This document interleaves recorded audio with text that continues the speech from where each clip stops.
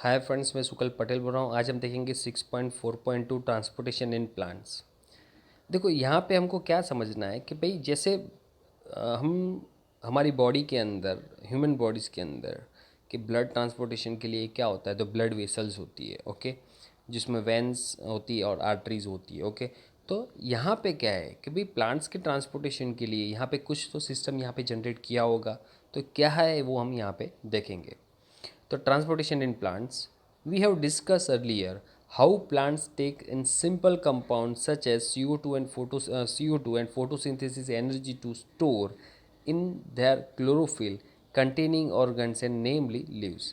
तो मीन्स आप सबको मालूम है कि भाई CO2 लेता है फोटोसिंथेसिस करके और ऑक्सीजन बाहर निकालता है और एनर्जी स्टोर करता है क्लोरोफिल के अंदर और लीव्स के अंदर। इट मीन्स दैट लीव्स के अंदर the other kind of raw materials need for building plant's body will also have to taken up separately.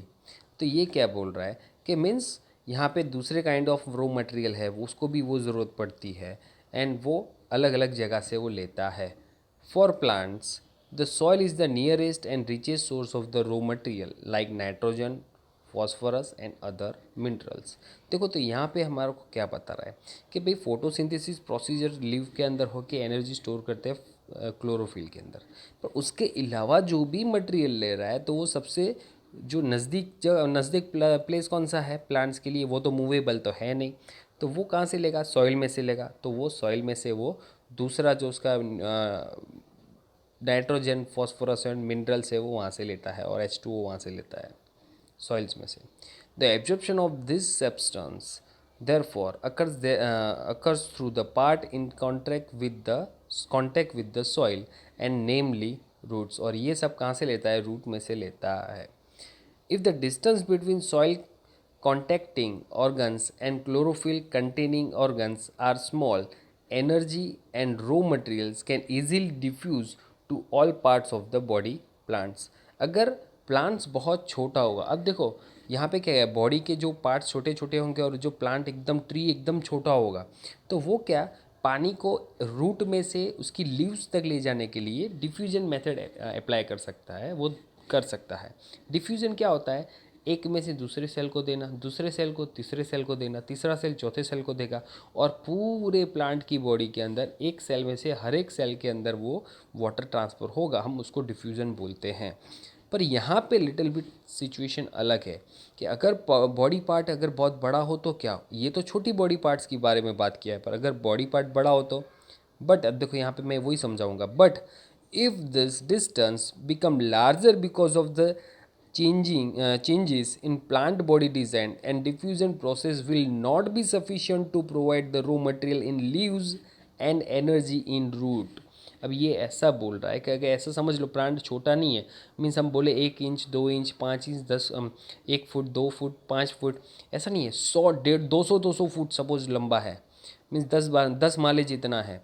तो अब वो डिफ्यूज़न करने में वो कितना टाइम लेगा? एक सेल में से दूसरे सेल में अगर वो भेजेगा, सेल तो बहुत छोटा होता है, एक सेल में से दूसरे सेल में पानी भेजेगा, दूसरे सेल में से तीसरे सेल में पानी भेजेगा, वैसे डिफ्यूज़न करते करते करते रूट में से टॉप तक पानी को पहुंचाना हो तो कितना टाइम लग जाएगा? बहुत स्लो प्रोसेस हो जाएगी।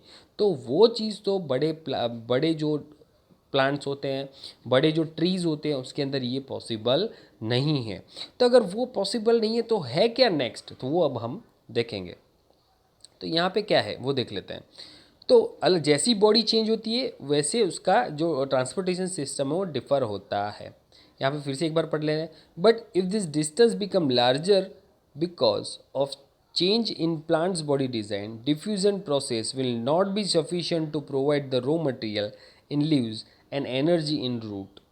A proper system of transportation is therefore essential in such situation। इसलिए यहाँ पे प्रॉपर ट्रांसपोर्टेशन सिस्टम होना ज़रूरी है। अगर 200 फुट लंबा हो ट्री तो एक ट्रांसपोर्ट सिस्टम होना, जैसे हमारी ह्यूमन बॉडी में मैंने बोला आपको कि ब्लड वेसल्स होती है, मीन्स आर्टरीज एंड वेंस, जो ब्लड को फ्रॉम टॉप टू बॉटम तक हर एक जगह ब्लड हमारी पूरी बॉडी के अंदर और मिनरल्स पहुंचाती है, ओके। तो सेम वैसे ही प्लांट के अंदर भी वैसा हर एक सिचुएशन में अलग अलग ट्रांसपोर्टेशन सिस्टम यहाँ पे होता है। तो यहाँ पे क्या होता है, अगर बहुत लंबा होगा ट्री तो वहाँ पे ट्रांसपोर्टेशन सिस्टम कैसा होगा, तो देख लेते हैं। Energy needs different between different body design. Plants do not move, and plants' body have a large proportion of dead cells in many tissue. As a result, the plants have low energy need and can use a relatively slow transportation system. The distance over which transport system have to operate, however, can be very large in plants such as very tall trees. तो यहाँ पे क्या होता है कि भाई बहुत बड़े बड़े प्लांट्स होते हैं बरोबर, तो वो सिचुएशन में तो यहाँ पे क्या होगा, और उसके पास तो इतनी एनर्जी भी नहीं होती है कि वो नीचे से लेके ऊपर तक पानी ले जाए। तो उसके अंदर ऐसा तो कैसा सिस्टम लगाया हुआ है, तो वो फ्रॉम बॉटम टू टॉप तक वो पानी ले जाएगा। वो सब यहाँ पे हम आगे डिस्कशन करेंगे, पर वो आपको यहाँ पे डिस्कशन करने का बता रहा है कि भाई ये ऐसा ऐसा हो सकता है, तो कैसा करेगा वो। अगर बहुत लंबा ट्री होगा तो वो क्या करेगा, तो पानी एक जगह से दूसरी जगह ले जाने के लिए वो ट्रांसपोर्टेशन सिस्टम जनरेट करेगा। और वो कैसा होगा वो हम आगे नेक्स्ट टॉपिक में देखेंगे, पर ये पैराग्राफ एक बार पढ़ लेते हैं। Plant transport system will move energy store from leaves and raw materials from root. तो मीन्स ये ऐसा बोल रहा है कि जो एनर्जी स्टोर होती है लीव्स में होती है, और जो ज़मीन में से जो मिल रहा है क्या वाटर और मिनरल्स मिल रहा है वहाँ से होता है, वहाँ से मिलता है। And this two pathway can constructed as the independently organised conducted tubes. अब ये ऐसा बोल रहा है कि देखो सर, जो हम बोलते हैं कि एनर्जी स्टोर कहाँ पे रहती है, लीव्स में रहती है, और मिनरल्स कहाँ से मिलते हैं, वाटर और मिनरल्स वो रूट में से मिलते हैं।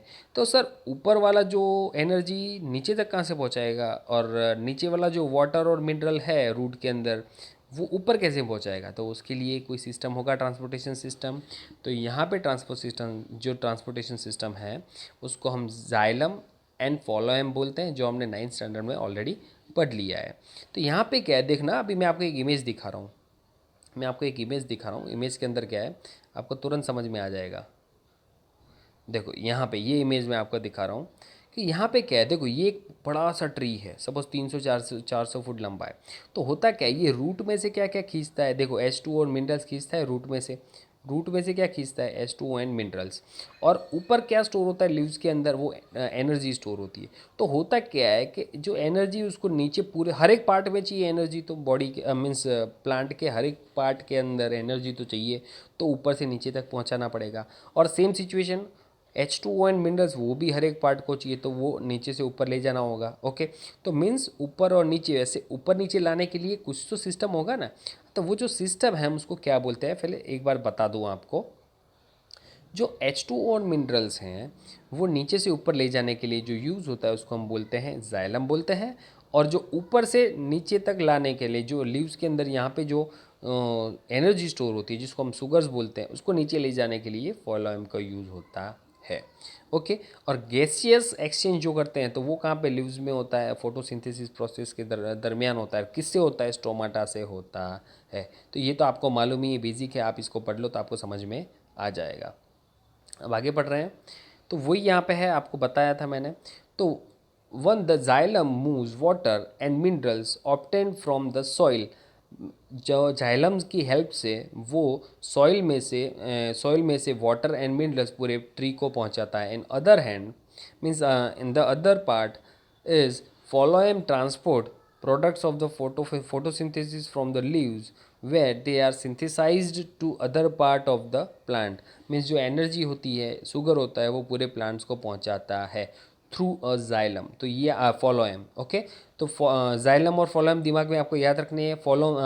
जाइलम से क्या होता है, नीचे से पानी और मिनरल्स वो जाइलम के थ्रू ऊपर जाता है, और फॉलोएम के हेल्प से क्या होता है, तो फोटोसिंथेसिस जो करके जो भी एनर्जी मिली है वो एनर्जी पूरे प्लांट्स को पहुंचाने के लिए फ्रॉम टॉप टू बॉटम फॉलोएम का यूज़ होता है।